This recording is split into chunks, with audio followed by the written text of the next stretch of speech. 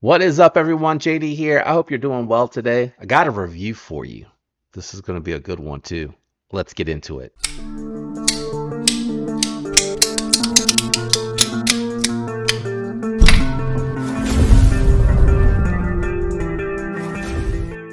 Super excited to check this one out, man. It's from a brand that is absolutely slaying it this year. I can't even tell you how many models or variants of previous models that they have come out with for 2024 that have been absolute fire, guys. What are we looking at? We're going to be looking at the Vosteed Acorn.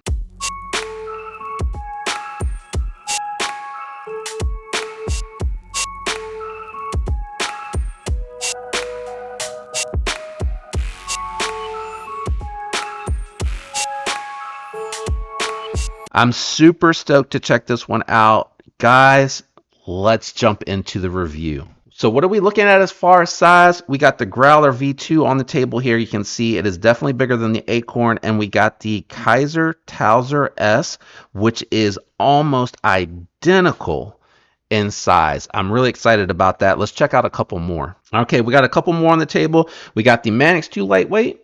We got the Para 3 lightweight. A little bit smaller than both, but very close in size to that Para 3 lightweight. You got a little bit more handle on the lightweight, you got a little bit more blade length on the lightweight for the Para 3. They're both lightweights, but very interesting. Let's check out some profile comparisons in the weight. All right, we got it folded up on the table here. This is to show you what it's going to feel like carrying in the pocket, and then we'll check the thickness out too, so you can see what it feels, what it'll feel like in hand, compared to each other. It is the smallest, barely. It's because the Towser has that little bit of angle going out here onto the tip of the front, if you want to call that the front, but just a little bit more length, barely, guys. And it's very comparable closed up to the Towser S as well. And you can see it's thinner and shorter than the Para 3 lightweight, just in case you're familiar with those. Let's check out that profile comparison here.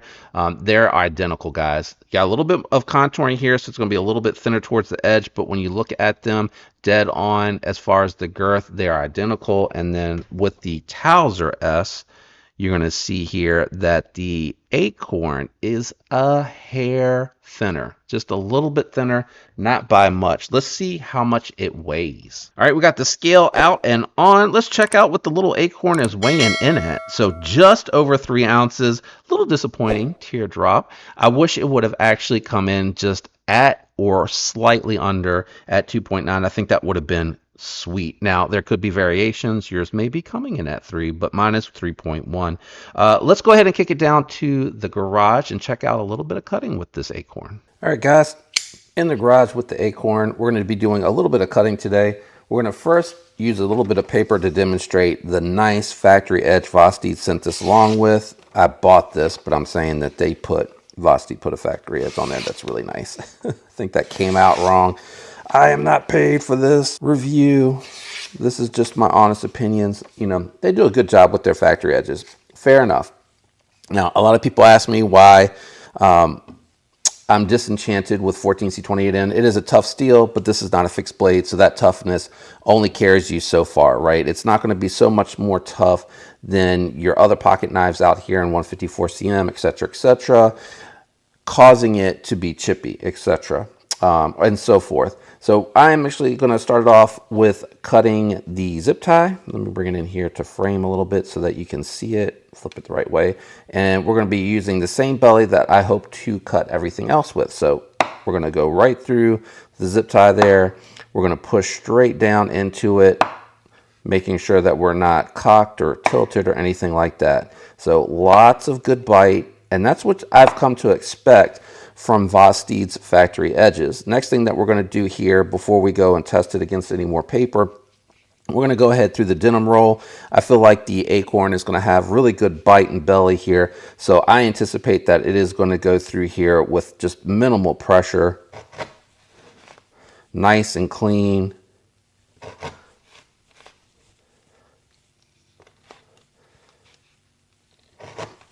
It almost sounds like it's sawing through that denim. I don't know if that's coming through on my microphone or not, but we're getting straight down to the cutting board. And the cutting board Shouldn't be doing any damage, and I'm trying to keep this nice and straight. Yeah, so nice clean cuts. Let's just really quick check it before we go through the cardboard. So already starting to tear a little bit and a little bit less of that slicey edge. So what I'm feeling on that paper is I'm starting to feel it kind of tear a little bit and a little less of a cleaner cut, and I am using a little bit of a thicker paper there as well. So I have some cardboard over here that we're going to run it through. It's going to be your single ply. It should cut through this all the way through without feeling any deterioration on the edge there. But what I'm curious about is when we get to the end with the 14C28N from Vosteed, what's it going to look like going through the paper? Do I have to strop it this time, or can I go a little bit longer without having to really strop it? So I am going to go through a little bit more than I normally would, just because I feel like so many people just praise 14C28N, and what is great about it is the fact that you can get this really cheap, and they can put money into other materials, and there's no real expectation around its edge retention. Like, you buy this steel knowing that you're going to be servicing the edge every time you use it. So that's just a little bit of cardboard. Let's just grab the paper really quick and check. Okay.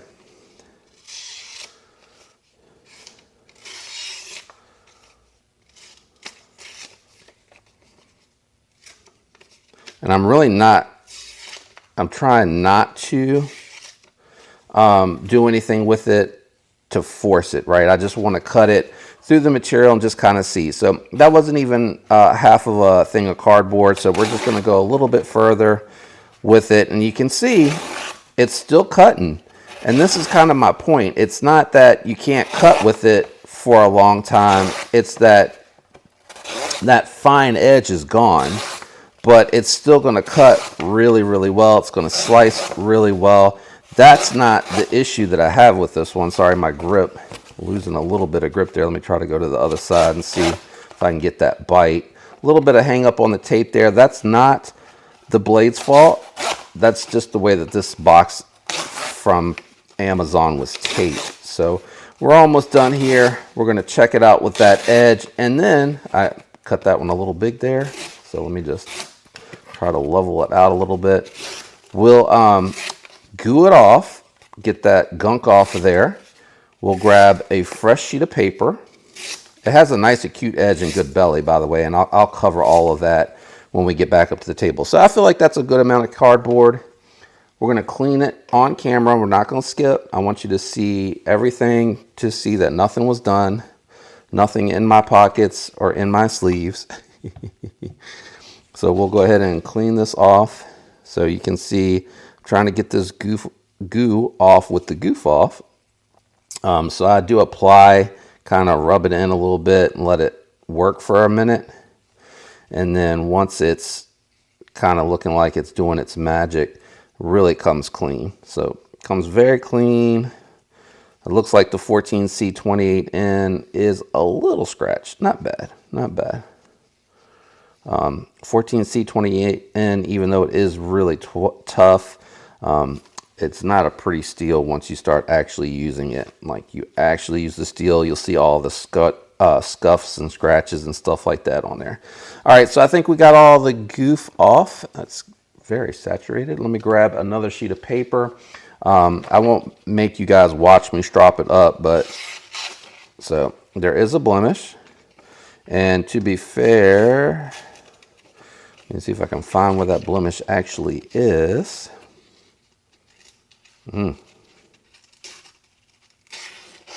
So it's somewhere along the middle. It's not out on the edge. Out on the edge still feels good. Wonder if I can see that, or right there. It's right there. So out on the edge, it feels fine. But where I've been cutting with it, and it could be that it was the zip tie. All right, so let me go ahead and strop her up, and I'll skip ahead to when we finish dropping. All right, we did 14 on either side. There's a little bit of goop left on it. I wanted to clean that off. So I got a little bit of paper here left, and then we'll really test it if it feels good. Yeah, so it feels much better here. Oops, the paper rolled on me there. Stop rolling. All right, let's grab a piece of catalog paper. I'm gonna go inside of the Smoky Mountain Knife Works and just grab a sheet of paper with some really sweet models on there. And let's just see how that feels actually going through the really thin catalog paper. So very, very nice. And that's the beauty about 14C28N. If you want to get comfortable with stropping, and if you want to get comfortable with sharpening, this is going to be a great steel for that. It's going to be very easy to maintain. It is a steel where if you do any amount of medium to heavy cuts, you're going to just want to go ahead and take it across the strop. I am feeling a little bit of blemish still up here, so I'll run it through just a few more times, but I think we got what we wanted out of this. Let's go ahead and kick that back up to the desk and talk about all the things that I like and don't like about the Acorn. All right, guys, back up from the garage, and surprise, surprise to no one, what a fantastic cutter. What a fantastic cutter. Super slicey, guys. Ergonomically, man, you got all kinds of curvature and contouring and jimping in the micarta and on the knife. This thing just locks into the trigger position for me. I do have slightly larger hands, but I'm able to get, you know, a nice 3-finger grip. What really saves it here for me is the idea that they had to jimp this. The execution was great, and it really keeps the ring finger from moving around so that it actually allows me to use everything that's left to kind of rotate and have a lot of contact surface for that pinky, and then, you know, I'm far enough off of the sharpened edge there in that trigger position to be able to hold this comfortably. Now I can adjust my position back if I need to, and if I need to get a full grip, I'm still able to get the pinky all on the micarta, a little bit of a hot spot there, and I do feel the pocket clip kind of shifting around back there. But if I needed to, you know, for some whittling, or if I'm in double cardboard and I need just a little bit more strength to power through that cut, I'm able to adjust to do that and not be too close to that. Now, if you need to come back for puncture tasks, this is totally uncomfortable and unusable for me. I'm falling off the back, 3-finger grip. I really don't think that's what this is for, guys. This is a summertime carry, small, compact, very well thought out, very well executed design that's meant to be a small knife, summertime, 5th pocket, pouch, and I'm going to pull my pouch here in a minute, type carry. I really think that's what it's meant for. Now, they did recess here so that the pocket clip has no chance of getting hung up. Nice clearance here, so it's going to go all the way into the pocket very, very nicely. It does go and it does catch. I was worried about it catching, and let me just demonstrate that while we're talking about. I was worried about it catching. I'm going to leave it double seam, which would be like for a thick pair of pants, but truth be told, it clears it nicely, and then it goes on nicely, and it has good retention. I wouldn't say it's great, but it's good enough to where it's not moving super easy, and it's not going to saw or anything coming out of the pocket. So they did a nice job with that clip. I know it's a budget clip, but it is a budget knife, and we're going to get into that in just a minute. But I really do like this one a ton as far as the ergos. They give you a little bit of jimping here. You got about 30% lockup on that lock bar. So what we're going to do now is we're going to actually, that's right, test the lock. We're not batoning, we're testing.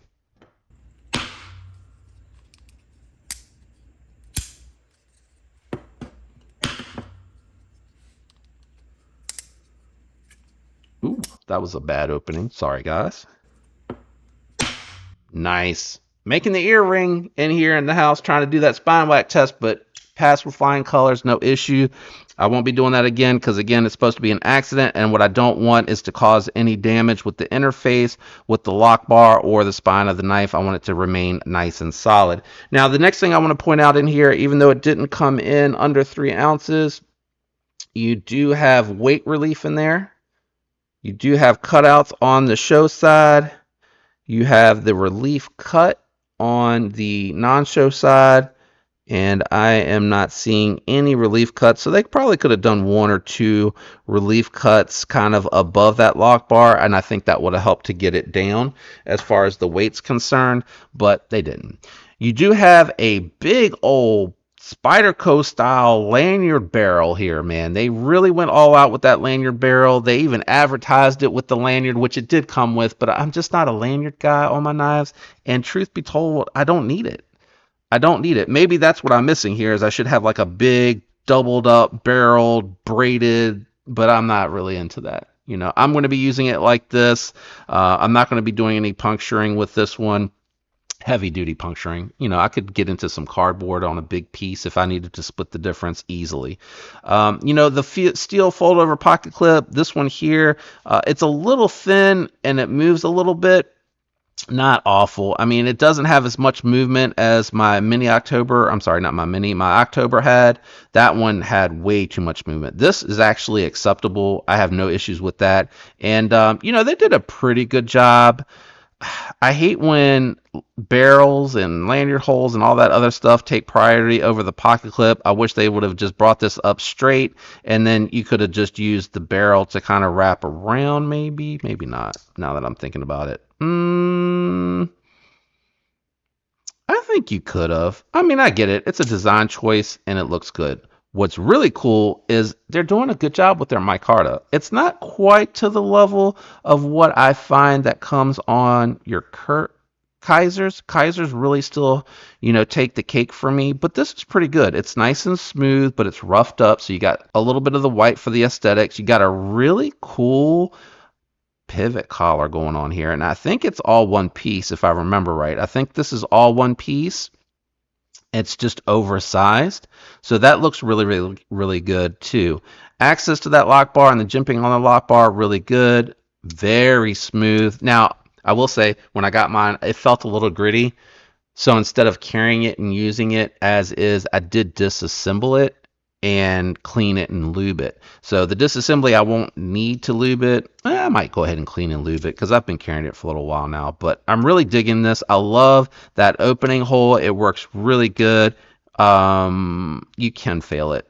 You can fail it. Maybe that's what I'll do when I do the disassembly is I'll do a little bit of I'll clean the detent ball hole, and I'll try to strengthen it a little bit to make sure that you can't fail it. Sorry, I tried to fail it, but I realized I didn't. When I bounced, I guess I wasn't completely in the hole. It's harder on the reverse flick. I'm slipping out the hole now. Hold on. It's a little hard to fail it, guys. I mean, you'd have to really be trying. Maybe I'll slightly adjust the detent on it with the lock bar pressure. Very well done edge from the factory. 14C28N is not an edge retention monster. If you saw in the cut test, you know, that's my biggest issue with 14C28N is everybody's like, it's tough, it's tough, it's tough. This is not a fixed blade. Okay, not a fixed blade. That toughness means jack squat. Being that it's unnecessary, right? It's overly done toughness because your toughness on your 154 cm is perfect. You don't hear people complaining about it breaking, chipping, the edge coming chipped off, the tip coming chipped off on your 154 cm. That toughness is enough for your folding knife. Now, if you want to get into fixed blades, and you're talking about fixed blades, and I have, you know, its ugly cousin, Nitro V here on the Mink from Vosteed, which is a great knife, and I sent mine off to get it thinned out a little bit. I wanted it to be a little bit more of a slicer, but honestly, it really doesn't need it because, you know, it is a fixed blade. You want it to be thicker so that you can use it hard, and you don't want to worry about it breaking. But we're talking about Nitro V and 14C28N, which its claim to fame is its toughness over other steels in this price point, so it should be tough enough to be able to use it. This right here is where your toughness is going to come into play, because you're going to baton, and you're going to abuse and use it, and you're going to whittle with it, and you're going to, do outdoorsy camping stuff with it, most likely for your fixed blades. So that's where that comes into advantage. Really, that extra toughness, it doesn't really matter. You just need to keep up with this, right? I'm not trying to beat it into the ground and make it sound like it's not worth it. It's great for a knife that is under $50. Right now, this is $49. When you go to Amazon at the time of this video, there's a 20% off coupon, and you get it for just at $40. I think it's 40 and some change, maybe. I'm not 100% sure on that. It might be 41, but 14C under $50, which is where you're finding 9CR and D2 at, is perfect, right? You're going to find similar comparisons for edge retention, similar comparisons for corrosive resistance with 9CR. D2 is going to be the better edge retention, and D2 is going to be pretty tough. So that is something to take into consideration. But at this price point, these materials, how this is done, the build quality, and what you're getting for $40, this is highly recommendable. The only thing that would be better is if you got the Towser S, which is the same size knife with a utility style blade that has 154 cm with superior edge retention and good toughness, to where you will not have to worry about it being chippy or it breaking on you, no matter how hard you're using it. I was able to get this for $39 on the clearance with the Richlight. Very good ergos, very comparable. I would say this is a little bit more chunky, so for me with the larger hands, I like that a little bit better. I think the blade stock is slightly thinner on the Towser S, and the flat grind height, it's too close to call. It might be a little bit taller here because it looks like you do have an overall taller blade. Let me put the smaller blade in the front. That makes more sense, JD. Yeah, so a little bit of a taller flat grind on the Towser S, so it may all in all feel a little bit more slicey. You got stamped bearings here. You got multi-row Delrin washer bearings here, so your smoother action here and more stability in the pivot. But that's normally an $80 knife, right? If you're getting it, it's usually $79 for those materials from Kaiser. But this is awesome, guys. Really, really nice. Let me know what you think about the Acorn down in the comments below. I think, bang for buck, this is probably one that's not going to be easy to beat. It's extremely well made, very smooth, came out of the box very well dialed with that detent for that front flipper and for that reverse flick. Truth be told, I don't even know if I'll mess with the lock bar tension. It's really, really good.